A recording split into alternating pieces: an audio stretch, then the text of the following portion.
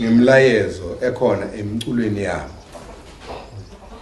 engibasekela kakhulu mina kuyona ngoba lokho okwenzekayo akuqali namhlanje nayizolo bekwenzeka lizogugumezela umphakathi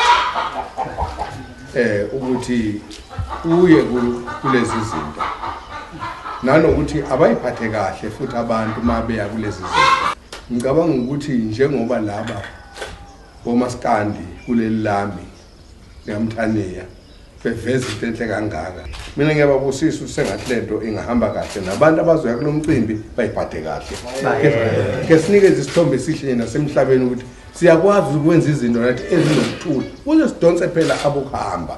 Ngiyababongela okhuzana ukuthi abayiqhube lento yabo ukuba kuya ngami ngabe yenzeka ekhathini once in a blue moon, once ngonyaka nje yenzeka into enjekala ngoba iyakhuthaza nakubantu abafisa ukuba babe ngomaskandi bakusasa ngoba nabo bashiyelwe ngabanye nabo kufanele bashiyele abanye nabo abayoshiyela abanye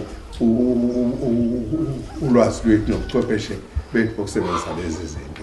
Ngakho mina ngiyababongela ukuthi sengathi lento yabo ingaba yinhle. Ngiyathokoza kakhulu nempahla ngipha zona ngithi ukuthi nami ngizobeka ngibone ukuthi khona nenkomazi ukuthi siyozala ke na inkomazi.